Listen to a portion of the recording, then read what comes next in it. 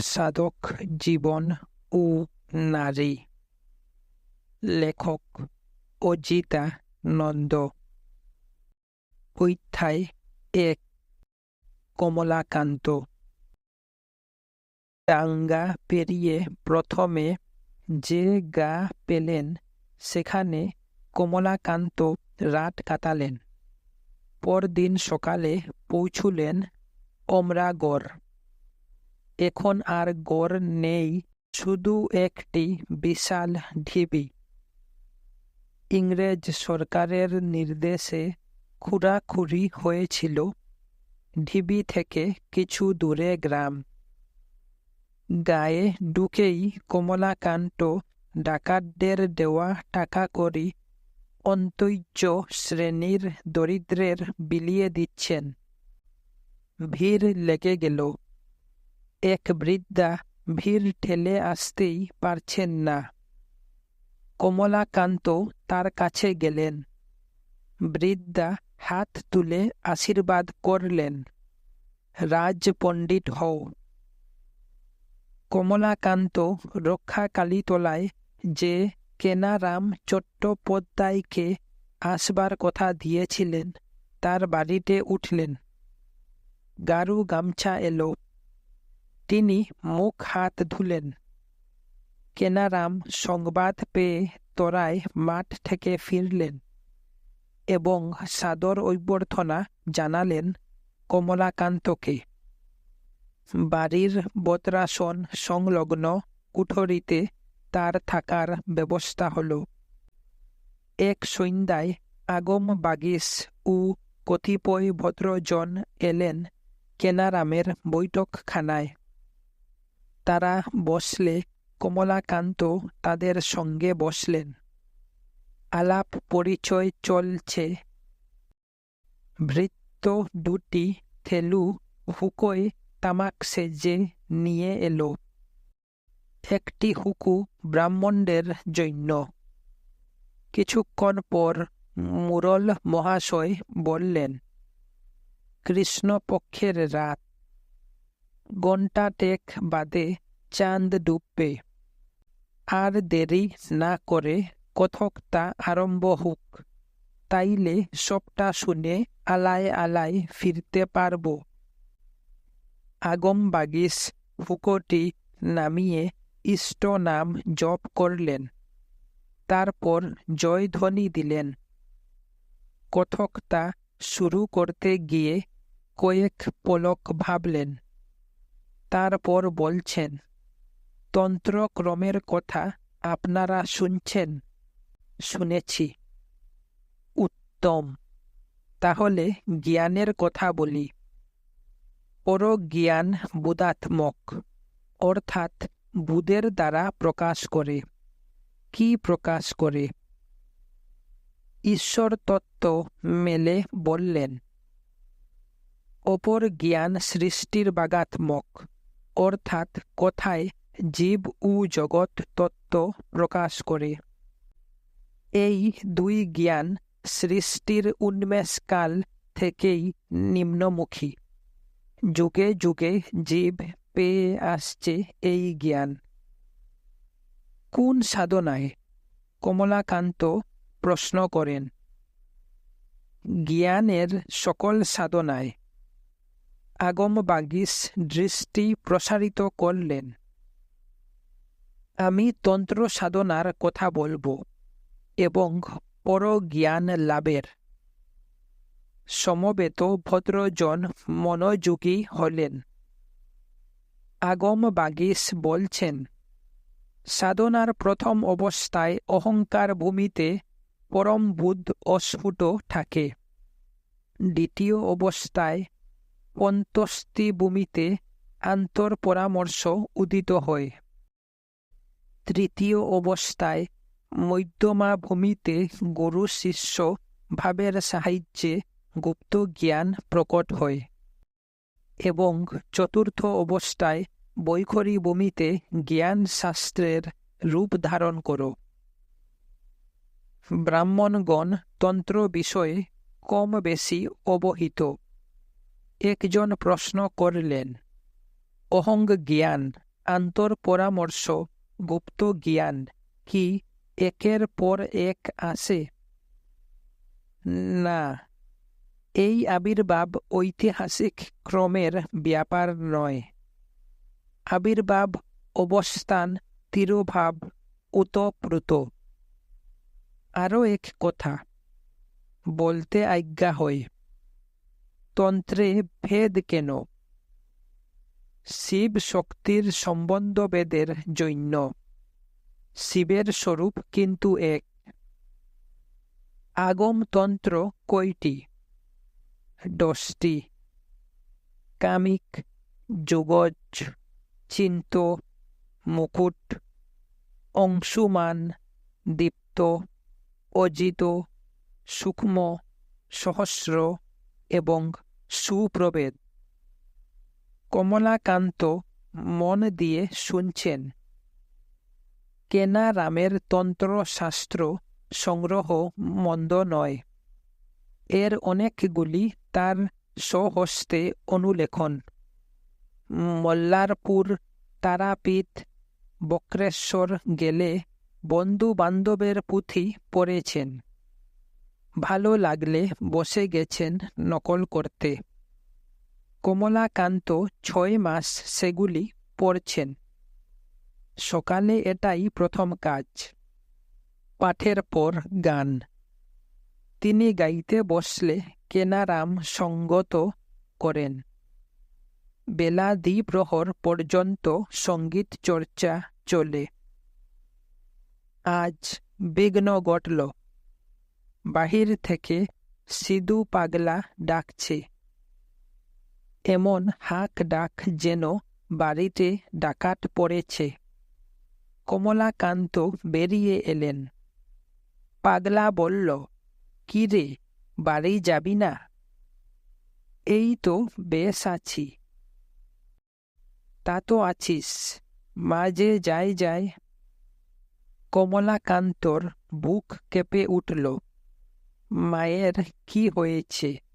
বিয়াদি না অপঘাত, না সিধু পাগলা রহস্য করছে? বললেন, ঠিক বলছ তুমি? ঠিক কি বেঠিক অম্বিকে গেলেই দেখতে পাবি। যা যা, বাড়ি যা। গ্রামের লোক বলে সিধু পাগলা সিদ্ধ পুরুষ। কমলাকান্ত অবিশ্বাস করতে সাহস পেলেন না। তিনি বাড়ি ফিরতে উদ্যোগী হলে কেনারাম এত সামগ্রী উপহার দিলেন যে কমলাকান্তর সাধ্য নেই বহন করার। তিনি কেবলমাত্র রামপ্রসাদের গানের পুঁথি আর তানপুরা নিলেন। বর্ষাকাল। সারাদিন জল ভরা কালো মেঘ আকাশ ঢেকে রয়েছে। কমলাকান্ত চুপচাপ শয্যাশায়ী জননীর পাশে বসে আছেন। মহামায়া শীর্ণ ঠোঁট নাড়লেন। কমলাকান্ত, মা, সংসার ছাড়িস না। মহামায়া ডান হাতখানি পুত্রের হাতের উপর রাখলেন। নিরুত্তাপ, কর্কশ হাত, তবু কি সুখ স্পর্শ।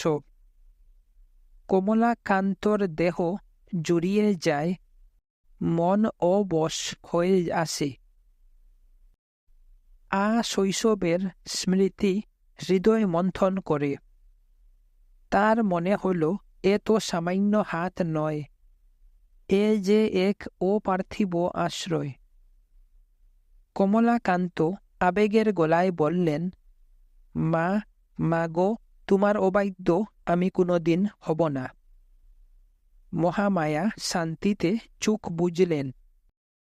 শিষ্যরা তাদের পণ্ডিতের মাতৃদায় নিজেদের মনে করে যথাসাধ্য সাহায্য করল, সুতরাং ক্রিয়াক্রমের কোনোই হানি হল না। শ্রাদ্ধ শান্তির পর কমলাকান্ত সস্ত্রীক চান্নায় গেলেন। ওখানেই থাকবেন এবার। অম্বিকার বদ্রাসন, বৈঠকখানা, গোয়াল, ক্ষেত খামার, প্রিয় শিষ্য আগলে বসে রইল। গুরুমশাই যেদিন গুরুমাকে নিয়ে অম্বিকায় ফিরবেন সেদিন যেন কোনো অসুবিধা না হয় তার।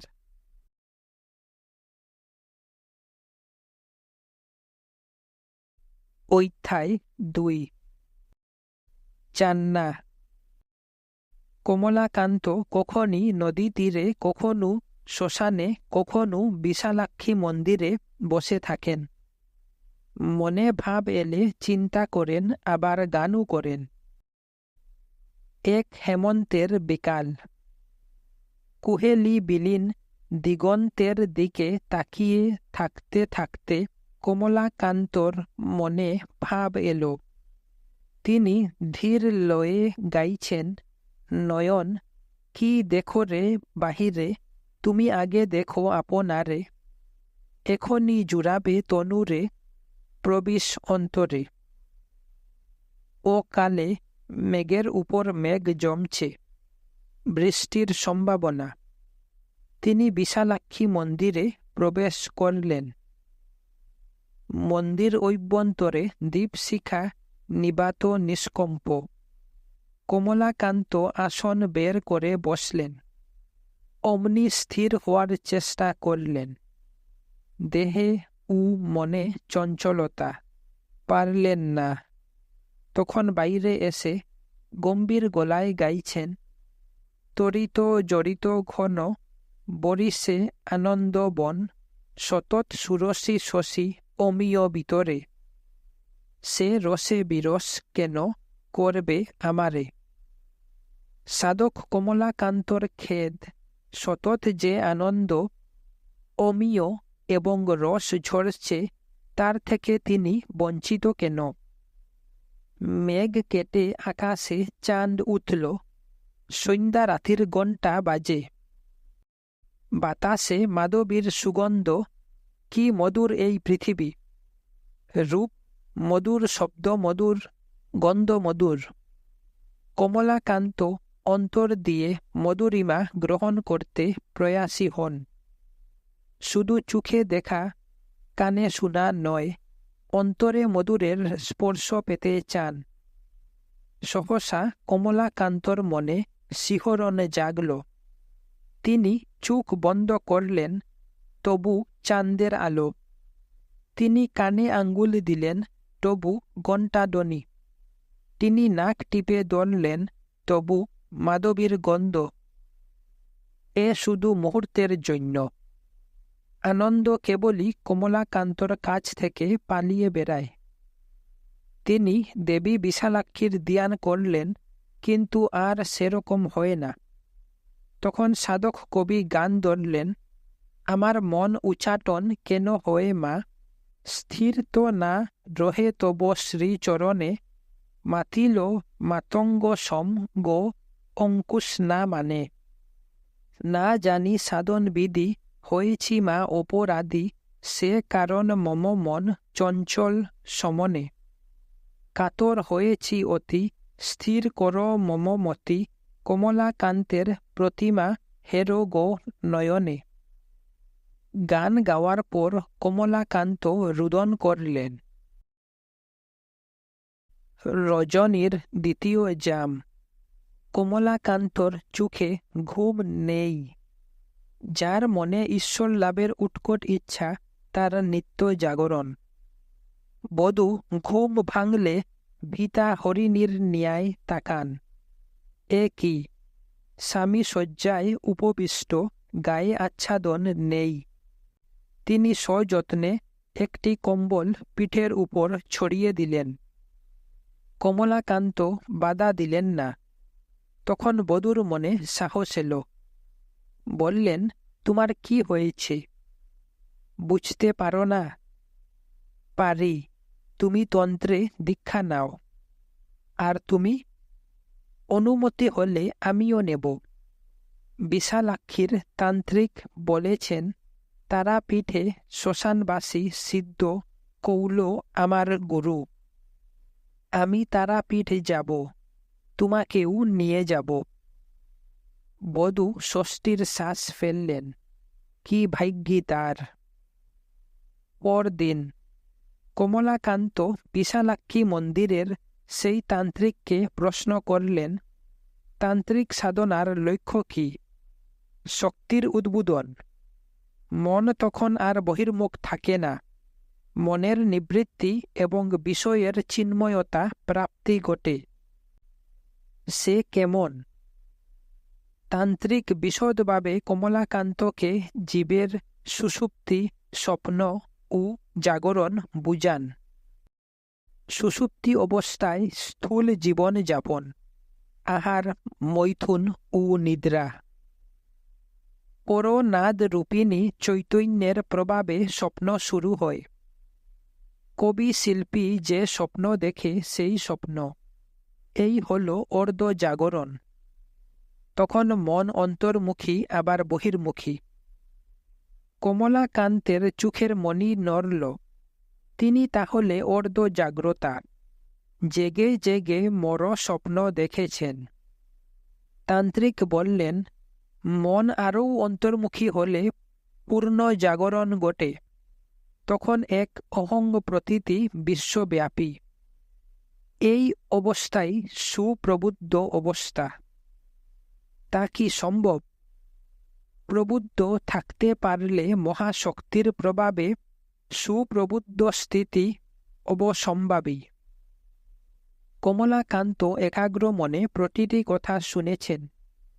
বিদ্যা, বুদ্ধি ও অভিজ্ঞতা নিয়ে বুঝতেও চেষ্টা করছেন। তবু তার কাছে তন্ত্র রহস্যই থেকে যায়। তান্ত্রিক কমলাকান্তর মনের ভাব বুঝতে পেরে বললেন, আরও কিছু বুঝো আর নাই বুঝো, এটা তো বুঝো যে আমি আছে বলেই সব।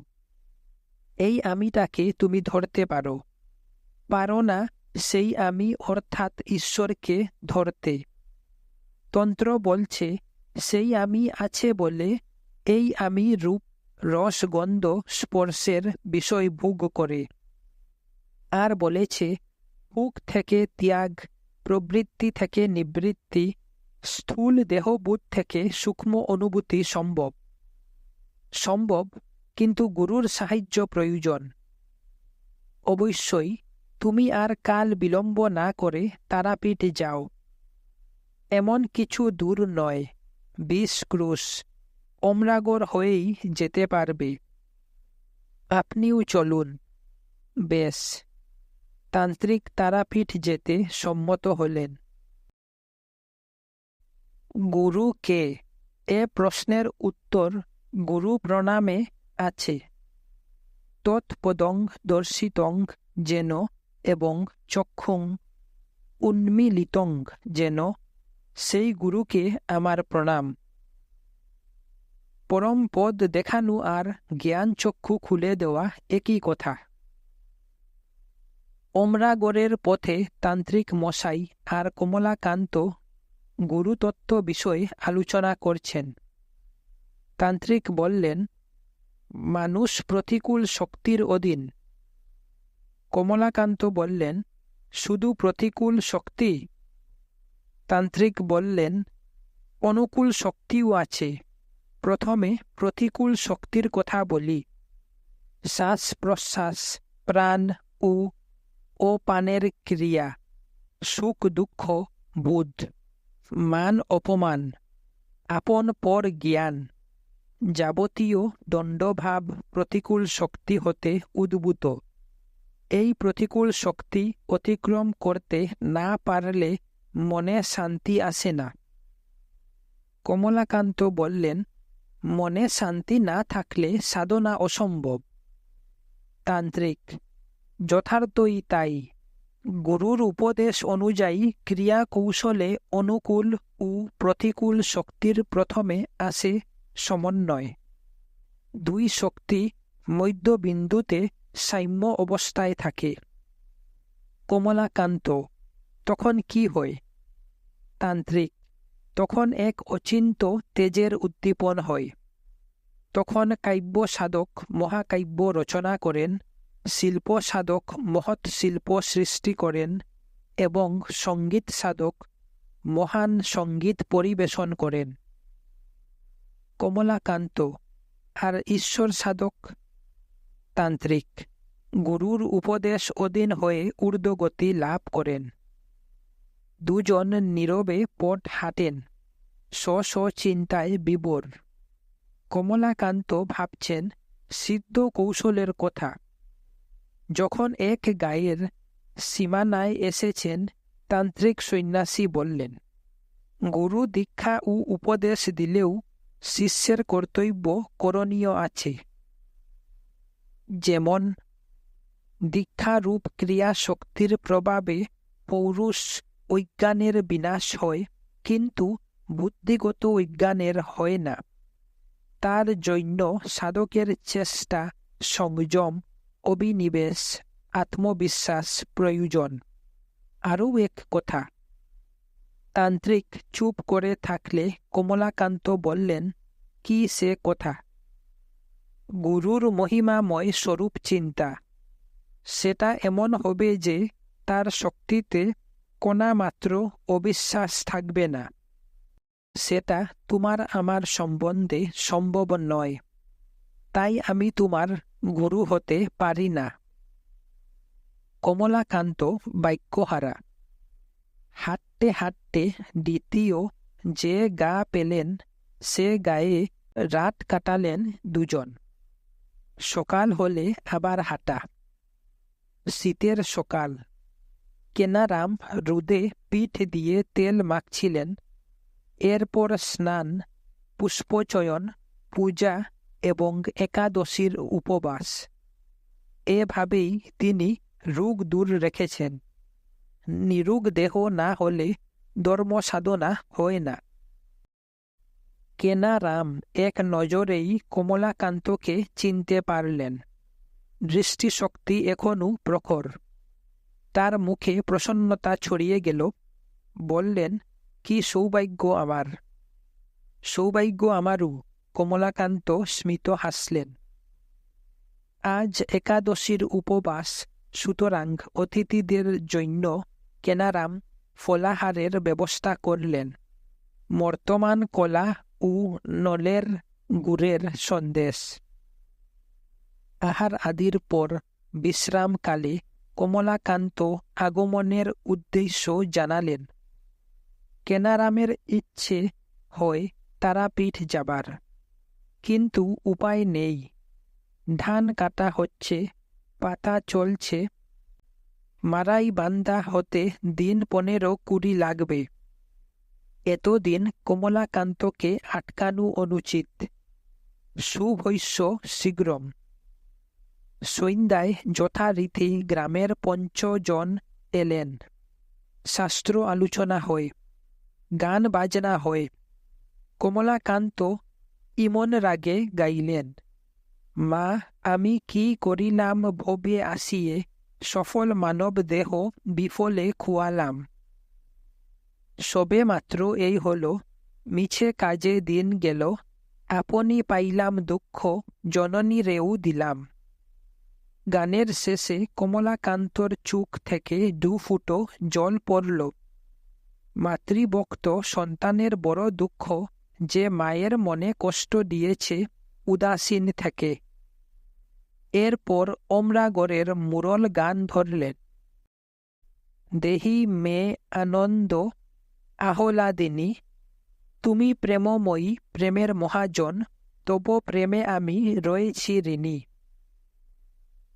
এ চটুল গীত নয়, ভাব আছে, তবে প্রচ্ছন্ন।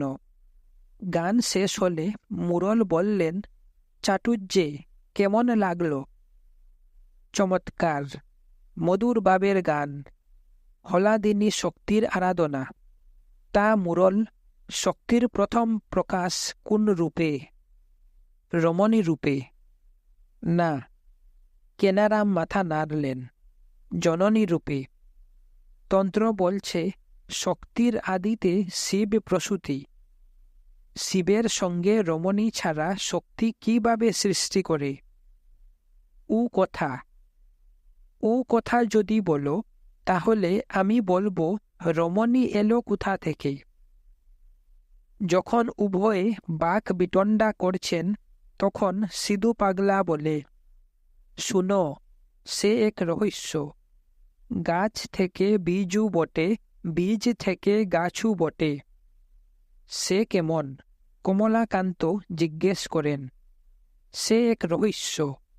আদিতে শক্তি যা প্রসব করলেন তা হল জ্ঞান। অহমস্মি এই জ্ঞান। শক্তির লৌকিক প্রসব নয়। জ্ঞান শক্তির সহিত সম্পৃক্ত থাকে কার্য ও কারণের ন্যায়। জ্ঞান শক্তি সমন্বয় এক হল বহু। কমলাকান্ত বিস্ফারিত নয়নে সিধু পাগলাকে নিরীক্ষণ করছেন। এ তো যে সে ব্যক্তি নয়। সিধু পাগলা হাসে। কিছু বুঝলেন মহাশয়েরা? বুঝা কি সহজ। কেনারাম বললেন, তুমি যা বললে তা কামধেনুতন্ত্রে আছে, জানি কিন্তু বুঝি না। তা ঠিক বলছেন বাবা। জানা এক আর বুঝা আর। কামিনী তত্ত্ব বুঝা বড় কঠিন। জায়া হয়েও জননী। পাগলা হাসেন। আমার মা আমার বাবার বউ, আর আমার বউ আমার ছেলের মা। একেব হি মহামায়া নামভেদং সমাশ্রিতা। তারাপীঠ। দীর্ঘ 4 বছর এখানে থাকার পর কমলাকান্ত বাড়ি ফিরে গিয়েছিলেন। দীক্ষা হয়নি। আবার এসেছেন। মন্দির সম্মুখে শ্মশান, জঙ্গলও রয়েছে। একটি শ্বেত শিমুল গাছের তলায় পঞ্চমুণ্ডির আসন। সিদ্ধ কৌল ধ্যান করছেন। ও দূরে কমলাকান্ত এবং তার স্ত্রী একাসনে। এবার তাদের শিবতন্ত্র মতে দীক্ষা। শাস্ত্রে আছে, দিয়তে জ্ঞান সদ্ভার, ক্ষিয়তে পশু বাসনা। দান ক্ষপন সংযুক্তা দীক্ষা তেনহি কীর্তিতা। যার দ্বারা জ্ঞান হয় ও পশু বাসনার ক্ষয় হয়, সেই ক্রিয়ার নাম দীক্ষা। তার 3টি ক্রম। প্রথমত সময় দীক্ষা। সিদ্ধ কৌলের উপদেশ মতো সময়ই কমলাকান্ত আগম শাস্ত্রী আচার বা চর্যা পালন করলেন ও ধ্যান অভ্যাস করলেন। তিনি যোগ্যতা লাভ করলে জাতি উদ্ধার ক্রিয়া যথাবিধ সম্পন্ন হল। ক্রিয়ার প্রভাবে কমলাকান্তর দেহের সূক্ষ্মতম অবয় সংস্থানে পরিবর্তন হতে থাকে। এরপর সিদ্ধ কৌল মন্ত্র দ্বারা কমলাকান্তের দেহ শুদ্ধ করলে তার দ্বিজত লাভ হল। তিনি এখন রুদ্রাংশতা লাভের অধিকারী। সিদ্ধ কৌল ঊর্ধ্বমার্গীয় রেচক্রিয়া দ্বারা নিজ শরীর থেকে বেরিয়ে কমলাকান্তর শরীরে প্রবেশ করলেন। কমলাকান্তর চৈতন্য শিথিল। দেহ মন প্রাণ রশ্মিমাত্র সম্বন্ধিত। সিদ্ধ কৌল চৈতন্যের অবগুণ্ঠন মোচন করে সম্যক আকর্ষণ করলেন। তারপর ঊর্ধ্বপূরক দ্বারা নিজের অন্তরাত্মায় ফিরে এলেন। দ্বিতীয়ত সাধক দীক্ষা। শিবধর্মিনী ও লোকধর্মিনী বিশ্বধর্মী দীক্ষার প্রভাবে সাধকের মন্ত্র পদপ্রাপ্তি ঘটে। সাধক কমলাকান্ত মন্ত্র আরাধনা পরায়ণ হয়ে গুরুর আদেশ মতো হোম জপ ও পূজা করলেন। সিদ্ধ কৌল জানতে চাইলেন গৃহস্থ না জ্যোতি হতে তার ইচ্ছা। কমলাকান্তর মাতৃ আদেশ মনে পড়ল। নির্দ্বিধায় বললেন গৃহস্থ। তৃতীয়ত বিদ্যা দীক্ষা। 32 বর্ণাত্মক মন্ত্রই বিদ্যা এবং সদাশিব পদ বিদ্যাত্মক। এই দীক্ষায় সাধক কমলাকান্তর সদাশিব পদে যোজনা হল। তিনি বিদ্বান ও কষ্ট সহিষ্ণু। সহজেই জ্ঞান লাভ করলেন ও ক্রিয়াসিদ্ধ হলেন। দীক্ষান্তে অভিষেক হবে শিষ্যর ও গুরুর। 5টি কলস, ধূপ, দীপ ও গন্ধপুষ্প সংগৃহীত হয়েছে। দক্ষিণ, উত্তর, পশ্চিম, পূর্ব ও ঈশান কোণে কলসগুলি ক্রমশ স্থাপিত হল। কমলাকান্ত প্রথম 3 কলসে কলান্যাস করার পর ঈশান কোণের কলসে এবং সবশেষে পূর্ব কলসে কলান্যাস করলেন। তিনি প্রতি কলসকে আরাধ্য মন্ত্র দ্বারা সকলীকরণ করলেন এবং সাধ্য মন্ত্র দ্বারা অভিমন্ত্রিত করলেন। অনুরূপ পর্যায়ে সিদ্ধ কৌলব 5 কলসে 5 তত্ত্ব ও 5 কলন্যাস করার পর পঞ্চভুবনেশ্বরকে স্থাপন করলেন এবং পরমেশ্বরের অর্চনা করলেন। এবার অভিষেক। সুপরিকল্পিত মণ্ডলটি স্বস্তিকাদি চিহ্ন দ্বারা অলঙ্কৃত, চন্দ্রাতপ দ্বারা আচ্ছাদিত এবং ধ্বজা দ্বারা শোভিত হল। মধ্যস্থলে অনতি উচ্চ চন্দন কাঠের পীঠস্থান। তার উপর গুরু শিষ্য অনন্তাসনে বসলেন। কমলাকান্ত ঈশানমুখী। সিদ্ধ কৌল তাকে গন্ধ পুষ্পাদি দিয়ে অর্চনা, দীপ জ্বালিয়ে আরতি ও পূর্ণ কলস দিয়ে নির্মন্থন করলেন। তারপর কলসের মন্ত্রপুট বাড়ি কমলাকান্তর মাথায় ঢেলে অভিষেচন করলেন। কমলাকান্ত নববস্ত্র ধারণ করে যুগপীঠে উপবিষ্ট হলে সিদ্ধ কৌল ঘোষণা করলেন, আমি এই ব্যক্তিকে অভিষিক্ত করিয়াছি। এই ব্যক্তি এখন শিব শক্তির উপদেশ করিবে। 5টি কলস হোমাগ্নিতে আহুতি দেওয়া হল।